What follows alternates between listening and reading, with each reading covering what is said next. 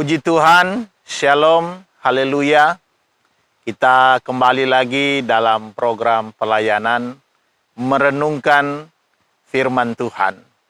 Kali ini saya akan membagi perenungan firman Tuhan yang terambil dari kitab Mazmur, pasal yang ke-23.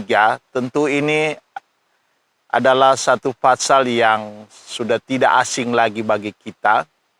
Di sana ada satu ungkapan Daud lewat pasal ini, di mana Daud mengungkapkan bagaimana Tuhan itu adalah gembala yang baik. Saya membacakan ayat ini dalam kitab Mazmur pasal 23 ayat pertama mulai dengan judul perikop Tuhan Gembalaku yang baik. Mazmur Daud, Tuhan adalah gembalaku, takkan kekurangan aku. Ia membaringkan aku di padang yang berumput hijau. Ia membimbing aku ke air yang tenang. Ia menyegarkan jiwaku. Ia menuntun aku di jalan yang benar oleh karena namanya. Sekalipun aku berjalan dalam lembah kekelaman, aku tidak takut bahaya, sebab Engkau besertaku. Gadamu dan tongkatmu, itulah yang menghibur aku. Engkau menyediakan hidangan bagiku di hadapan lawanku. Engkau mengurapi kepalaku dengan minyak, pialaku penuh melimpah. Kebajikan dan kemurahan belaka akan mengikuti aku seumur hidupku, dan aku akan diam dalam rumah Tuhan sepanjang masa. Nah, ini adalah satu ungkapan Daud yang didasari atas pengalaman hidupnya bersama dengan Tuhan.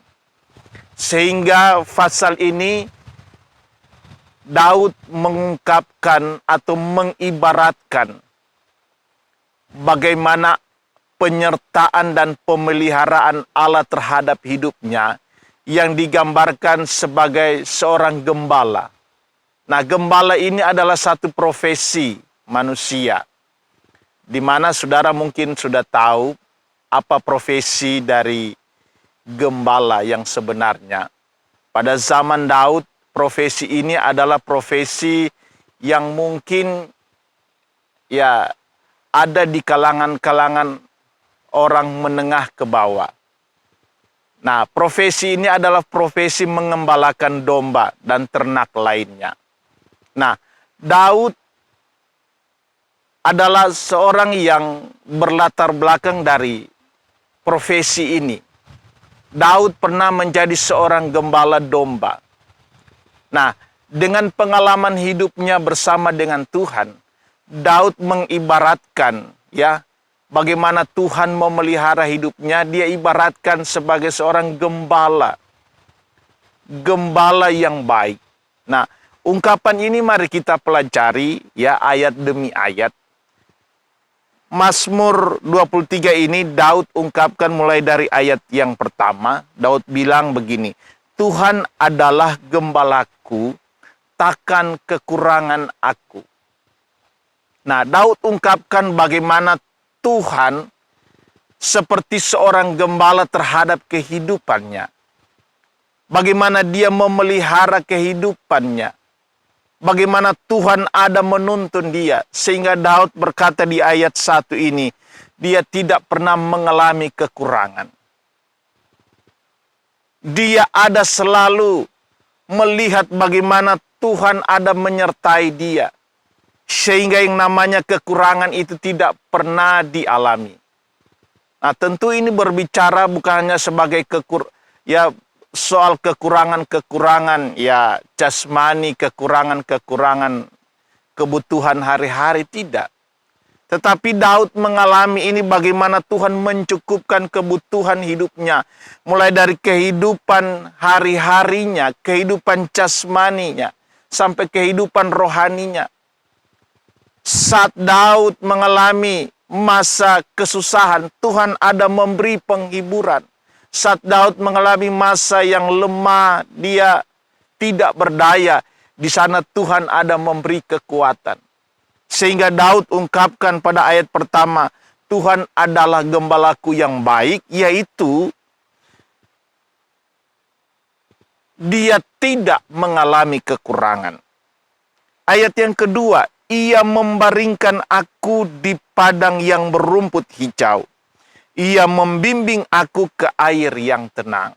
Nah, sebagai seorang gembala tentu dia punya satu tujuan untuk menuntun membawa domba-dombanya kepada air yang tenang di tempat yang berumput hijau. Ini tujuan, saudara, dari seorang gembala. Dan ini Daud alami. Ya. Daud melihat bagaimana Tuhan sedang menuntun dia untuk berada ya di padang yang berumput hijau, untuk berada di air yang tenang. Nah, di ayat 2 ini Daud ungkapkan bagaimana Tuhan membimbing dia. Nah, tentu sebagai orang yang percaya, kita perlu bimbingan daripada Tuhan. Sebagai gembala yang baik, Tuhan akan selalu membimbing kita. Dan bimbingannya tidak pernah salah.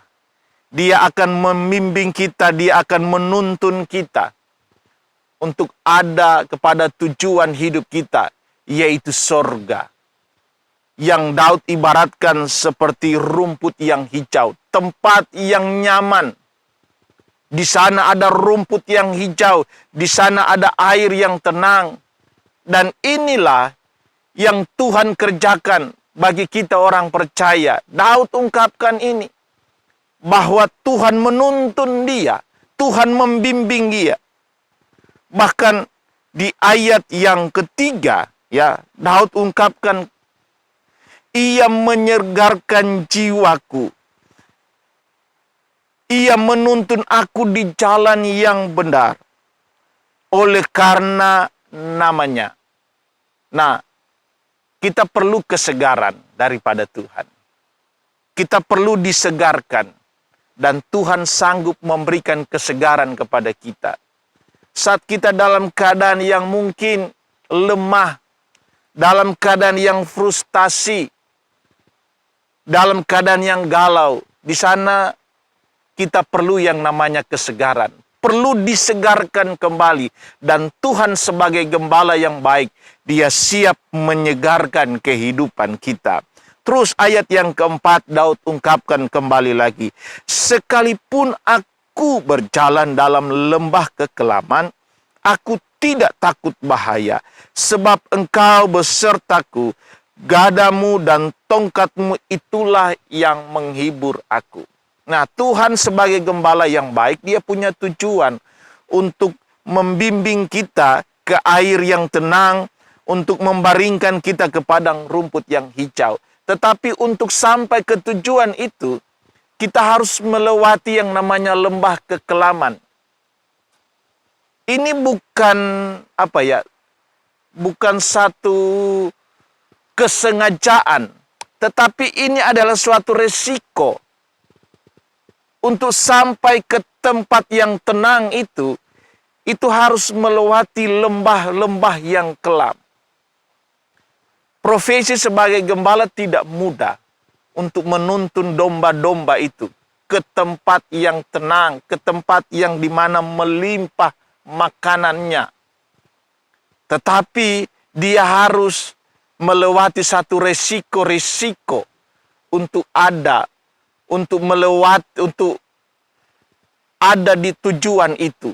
Dia harus melewati lembah kekelaman. Nah, tentu ini Daud ungkapkan dengan kata sekalipun. Artinya ini satu keadaan yang tidak diinginkan sebenarnya. Tuhan juga tidak mau menginginkan bahwa domba-dombanya, bahwa kita anak-anaknya Tuhan, untuk ada di masa-masa yang kelam ini. Tetapi ini adalah satu resiko kita ada di dalam dunia ini. Kita melewati yang namanya persoalan hidup. Kita melewati yang namanya masalah hidup. Tetapi ingat, Daud membagi pengalaman ini Daud katakan, sekalipun aku berjalan dalam lembah kekelaman. Daud katakan, aku tidak takut bahaya. Ini satu keadaan batin Daud.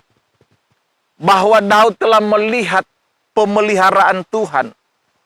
Daud telah melihat tuntunan Tuhan. Dan Daud ambil kesimpulan, sekalipun lembah kekelaman harus dilewati. Daud katakan, aku tidak takut. Artinya apa? Lembah kekelaman tidak akan menghalangi pemeliharaan Tuhan.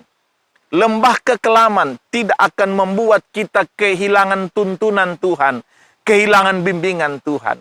Sehingga Daud katakan, sebab engkau besertaku. Penyertaan justru semakin nampak saat kita ada di lembah kekelaman. Penyertaan Tuhan semakin terlihat. Daud katakan begini, gadamu, tongkatmu itulah yang menghibur aku. Artinya bahwa memang lembah kekelaman itu suatu hal yang menyakitkan. Ya. Kita tidak nyaman ada di lembah itu. Kita seperti ada di tengah-tengah ancaman. Tetapi ingat, justru di lembah kekelaman itu nampak pertolongan Tuhan. Gada dan tongkat yang dipakai Tuhan untuk menuntun kita di lembah kekelaman ini memang menyakitkan. Tetapi inilah kasih karunia Tuhan. Gada dan tongkat itu melambangkan kasih karunia Tuhan. Kasih karunia Tuhan ada saat kita melewati lembah kekelaman. Gada dan tongkat ini tidak ada di rumput yang hijau. Tidak ada di air yang tenang. Cuma ada di lembah kekelaman. Dan itu adalah kasih karunia Tuhan. Artinya apa? Lembah kekelaman sekalipun bagi manusia ini hal yang menakutkan. Tetapi percayalah, kasih karunia Tuhan melimpah saat kita ada di lembah kekelaman. Ya, jangan takut seperti Daud katakan, aku tidak takut bahaya sebab engkau besertaku.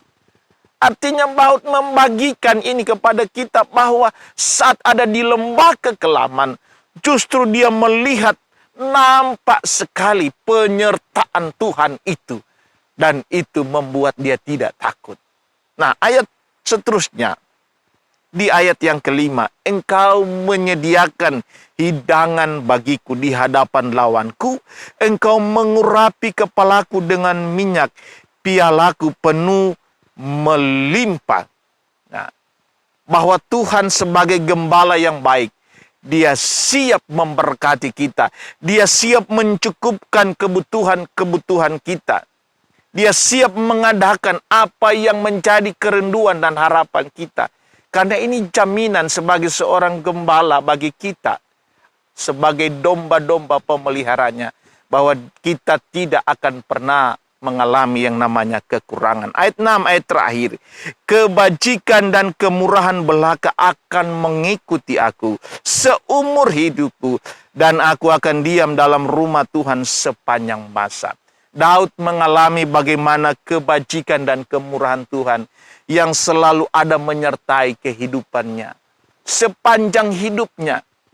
Terus dia melihat kebajikan dan kemurahan Tuhan. Ada menyertai kehidupannya. Karena dia mengalami kebaikan-kebaikan dari pemeliharaan Tuhan ini. Maka Daud mengambil satu komitmen. Yaitu aku akan diam dalam rumah Tuhan sepanjang masa. Artinya apa? Daud tidak mau keluar dari pemeliharaan Tuhan. Daud tetap ada di dalam pemeliharaan Tuhan. Daud tahu betapa beresikonya jika dia keluar dari pemeliharaan Tuhan. Betapa beresikonya jika dia tidak jadikan Tuhan sebagai gembala di dalam hidupnya. Mari, pengalaman Daud ini menjadi satu teladan bagi kita. Dan kita mengalami apa yang namanya keadaan hidup seperti yang dialami oleh Daud. Tapi percayalah, Tuhan kita adalah gembala yang baik. Dia pasti memelihara kehidupan kita. Puji Tuhan, saya yakin renungan firman Tuhan yang sederhana ini akan memberkati kita, akan menghiburkan kita, memulihkan kita saat kita dalam keadaan yang lemah, saat kita dalam keadaan yang susah, saat kita dalam keadaan yang mungkin cemas, penuh dengan ketakutan hidup. Tapi percayalah, renungan firman ini saya yakin akan menguatkan saudara, akan memberikan satu harapan yang baru kepada Tuhan. Puji Tuhan, inilah perenungan firman Tuhan yang bisa saya bagikan. Saya percaya memberkati kita semua. Kita jumpa lagi dalam konten video berikutnya. Dalam nama Tuhan Yesus, haleluya. Amin.